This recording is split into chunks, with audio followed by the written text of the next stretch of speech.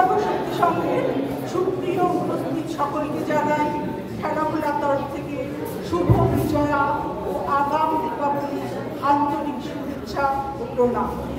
এই মিলন মেলায় আমাদের খেলাধুলার নিবেদনে থাকছে গান, কবিতা, একটি মজার স্বাদের শ্রুতি নাটক। গানে মধুমিতা মাইতি, আবৃত্তি প্রান্তিকা সরকার ও শ্রুতি নাটকে দীপালিকা দাস ও সুজাতা বসু। আমি মধুমিতা পাত্র। মঙ্গল দিতে অন্ধকারে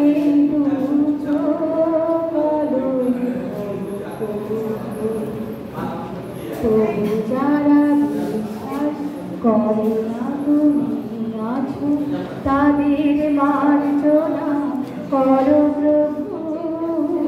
মঙ্গল দিতে অন্ধকারে দুচোখ আলোয় ভালো প্রভু।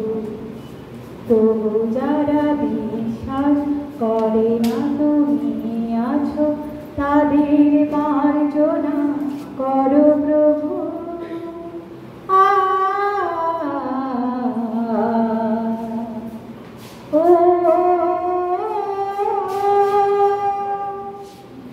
যে তুমি আলো দিতে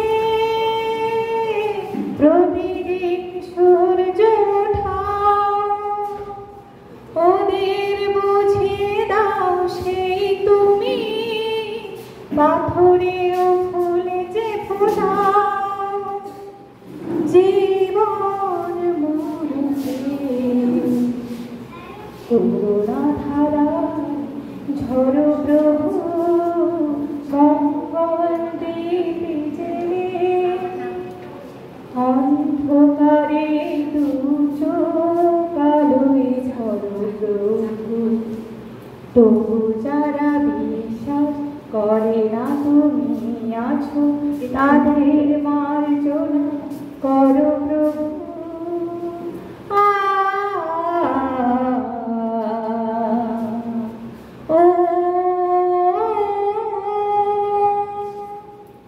বলো তার কি অপরাধ, জন্ম হয়েছে যার পাকে, তোমারও ক্ষমা দিয়ে তুমি ফোটাও পদ্ম করে তাকে। ভুল পথে গেলে তুমি সে হাত ধরো প্রভু। মঙ্গল দিতে জেলে অন্ধকারে দুচোখ আলোয় ভরো প্রভু। তবু যারা বিশ্বাস করে না তুমি আছো তাদের মার্জনা করো প্রভু।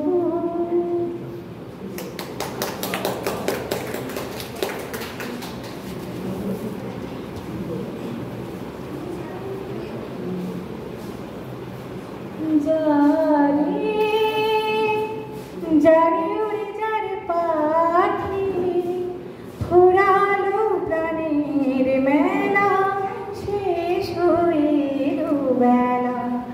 আর কেন মিছে তোরে বেঁধে রাখি যারে আকাশে আকাশে ফিরে যা ফিরে আপন নিরে। শ্যামল মাটির বন ছায় আকাশে আকাশে ফিরে যা ফিরে আপন নিরে। শ্যামল মাটির বন ছায়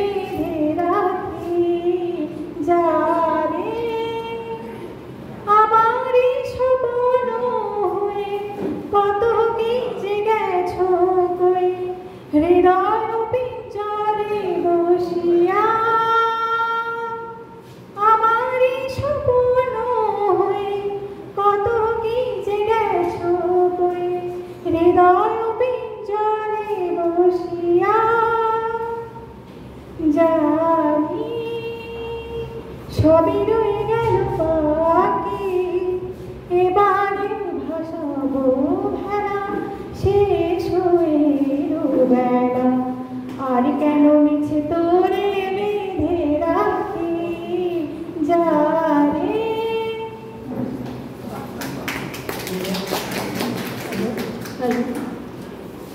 নমস্কার। কবি শঙ্খঘোষের কবিতা যমুনা।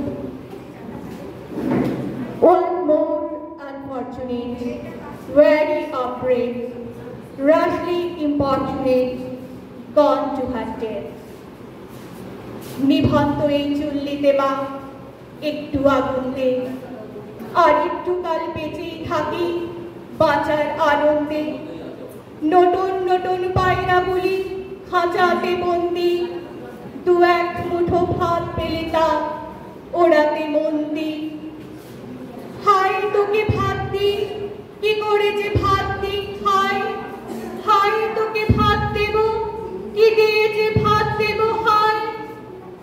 নিভন্ত এই চুল্লি তবে একটু আগুন দে, হাড়ের শিরায় শিখার মাতুন মরার আনন্দে।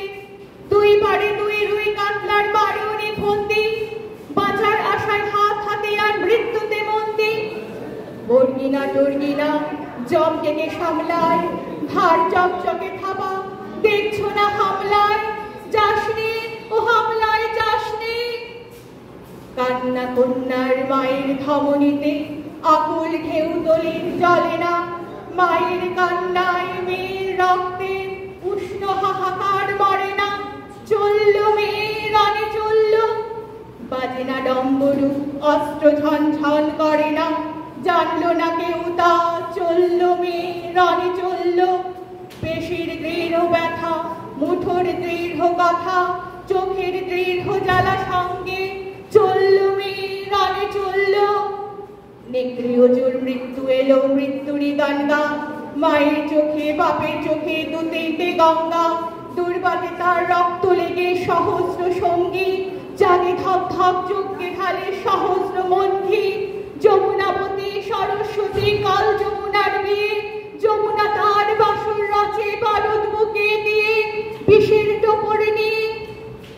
যমুনাবতী সরস্বতী গেছে পথ দিয়ে, দিয়েছে পথ গিয়ে।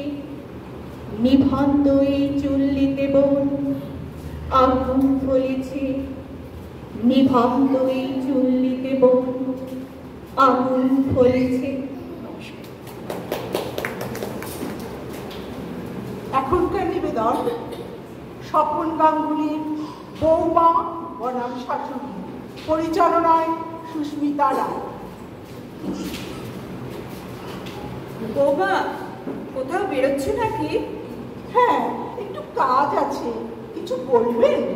আজ তো রোববার, আজও তোমাকে। তো রোববার কোনো কাজ থাকতে পারে না? না, বলছিলাম কি, সারা সপ্তাহে তো তোমার অফিস। যা বলবার তাড়াতাড়ি বলুন, অত ভনিতা করার দরকার নেই। না, সেরকম কিছু না। তুমি অত রাত করে অফিস থেকে ফেরো। আপনার কি খিদে পেয়ে যায়?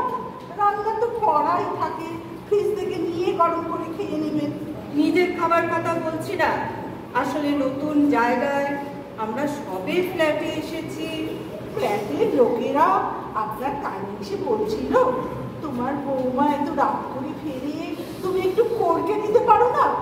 তাই আপনি আমাকে একটু করকে দিতে এলেন। ওভাবে কেন বলছো বৌমা? কিভাবে বলবো? ফ্ল্যাটের লোকেদের জিজ্ঞেস করে আসবে। আর তাছাড়া তোমার পোশাক আশাক, যেমন ওই হাত কাটা জামা। আপনিও তো এই গরমে হাত কাটা জামা পরেই আছেন মা। আমার আর তোমার বয়স এক হলো? সে কি, বয়স্করাই তো রুচিশীল পোশাক পরবে। আমরা তো আপনাদের দেখেই শিখবো। আপনি কতদিন বাথরুম থেকে গায়ে জামা না দিয়ে বেরিয়ে আসেন, এবার থেকে আমিও তাই করবো। আমি বোধহয় তোমাকে ঠিক বোঝাতে পারলাম না। আসলে খোকা এত বড় একজন অফিসার, তার তো একটা প্রেস্টিজ আছে। আর সেই জন্যেই তো আপনার খোকা মাল খেয়ে সিঁড়ি দিয়ে টলতে টলতে ফ্ল্যাটে ঢোকে। লিফটে আসতে পারে না? আমি বারণ করেছিলাম, লিফট যদি আটকে যায়। ও তাই বুঝি। ওরকম বড় পোস্টে চাকরি করলে একটু আধটু খেতে হয়। আপনার খোকার বউ কিন্তু কম বড় পোস্টে চাকরি করে না। এবার থেকে আমিও মাঝে মাঝে। না না বৌমা, ও কাজটা তুমি করো না। হয়নি, লিফটে আসবো না, সিঁড়ি দিয়ে টলতে টলতে আসবো। আমি যাই, তোমার মুখে কোনো লাগাম নেই। খাবেন মা? নিয়ে আসবো আপনার জন্য। তোমার বাবা সারা জীবন ভোর একটাও আমাকে খাওয়াতে পারেনি। বাবা মাল খেতেন? ওই মাইনের দিন একটু আধটু। এই কথা তুমি যেন আবার খোকাকে বলো না। আমিও একাধিক খেলে যেন আবার খোকাকে বলবেন না। গুরুদেব তো দিন রাত খান।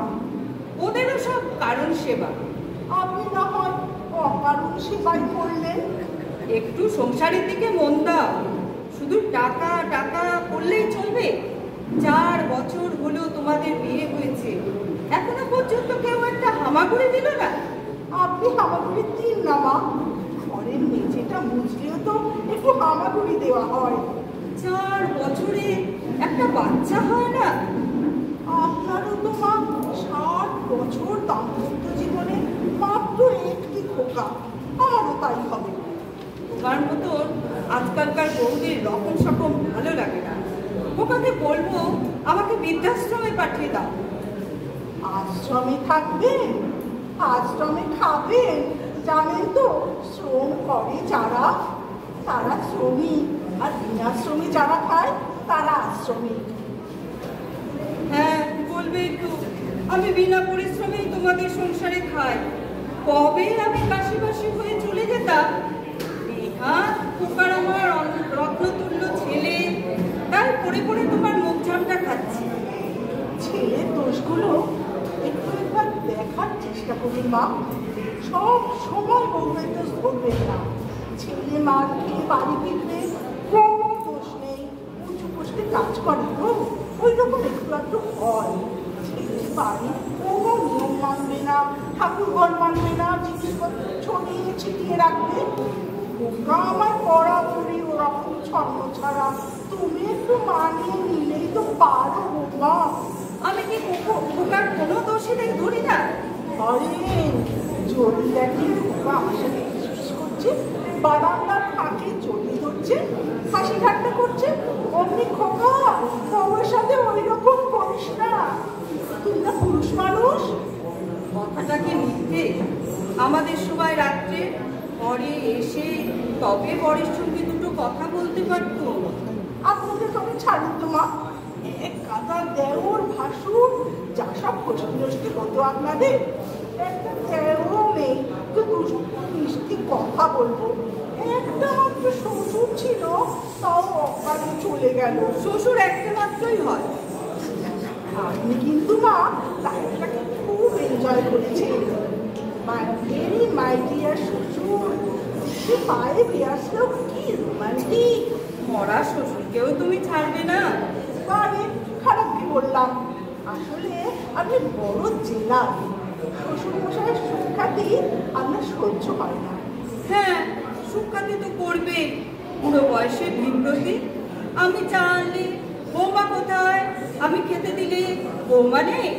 এমনকি স্নানের সময় গরম জলটা বৌমাকেই দিতে হবে। নিজের বউ বুড়ি হয়ে গেলে ওরকম একটু আধটু হয় মা। তবু তো লুকিয়ে লুকিয়ে আপনার জন্য তেলে ভাজা। এটা তোমার শ্বশুরের চিরকালের অভ্যাস। অফিস থেকে ফেরার সময় আমার জন্য কিছু না কিছু আনবে। মা আপনি কোনোদিন করেছেন? কি বলছো বৌমা? না, বলছিলাম কি আপনাদের তো অল্প বয়সে বিয়ে হতো, এত বড় দামপত্র স্ট্যান্ড একটু এদিক ওদিক একটু একটু। না, সেরকম কিছু মনে পড়ে না। তবে তোমার শ্বশুরের এক বন্ধু আমার উপর একটু দুর্বলতা ছিল। উনি কি করতেন মা?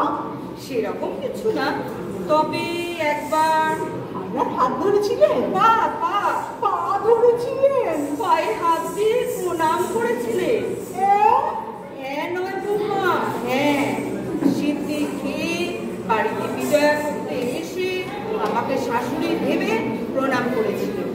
আপনি কি করলেন? দৌড়ে পালাতে গিয়ে ওনার ঘাড়ের উপরেই পড়ে যায়। কি লজ্জা, কি লজ্জা! ও কি শিহরণ, কি শিহরণ! এর মধ্যে আবার শিহরণ কোথায় দেখলে? হয় হয় মা, আমিও তো একজন মেয়ে। এই দেখুন না, কাল অপর রাতে আমি আর আমার বস সোহাগ যখন লিফটে নামছি, হঠাৎ হয়ে গেল রোডে। লিফটের মধ্যে ঘুটঘুটে অন্ধকার। আমি তো ভয়ে সোহাগকে একদম জড়িয়ে ধরেছি। তোমার লজ্জা করলো না? কি করবো, ভয় করলো যে। তারপর 1 মিনিটের মধ্যে আলো এসে গেল। 1 মিনিট মানে 7 সেকেন্ড? ওকাকে বলেছো? মা, আপনি যেন কি কাউকে বলা যায়? আপনি বলেছিলেন কর্তার বন্ধুর ঘরের উপর যখন করলেন। যাই বলো বৌমা, তোমাদের দিনকালটা ভালো নয়। তোমরা কোথায় থামতে হয় সেটা জানো না। প্রবলেমটা ওখানেই মা, আপনারা কোথায় শুরু করতে হয় সেটাই জানতেন না। আপনাদের ইচ্ছে অনিচ্ছের কোনো দাম দেওয়া হতো না, আর আপনাদের পুরুষদের উপরেই নির্ভর করতে হতো। 1000 টাকা ছাড়বাতির নিচে আপনাদের স্বামীদের রাত কাটতো, আর আপনারা লণ্ঠন জেলে সারা রাত অপেক্ষা করতেন। পরনে ঢাকায় শাড়ি, কপালে সিঁদুর। জামানা বদলে গেছে মা, আমি চলি, ওভারটাইম আছে। আপনার খোকা ফোন করলে বলে দেবেন, ফিরতে রাত হবে। সারাটা দিন আমার একা একা করে যে কাটবে বৌমা। এমটিভি দেখুন, ফ্যাশন প্যারেড দেখুন, বয়সটা ভুলে যান মা। প্রতিটা মুহূর্তে নিজেকে বাঁচিয়ে তুলুন। আহ, কেউ নেই তো? আসুন আসুন, আপনাকে আজ আমি একটু ধান খেয়ে বেরোই। ছাড়ো ছাড়ো, পাগলি কোথাকার। ওই গাড়ি এসে গেছে।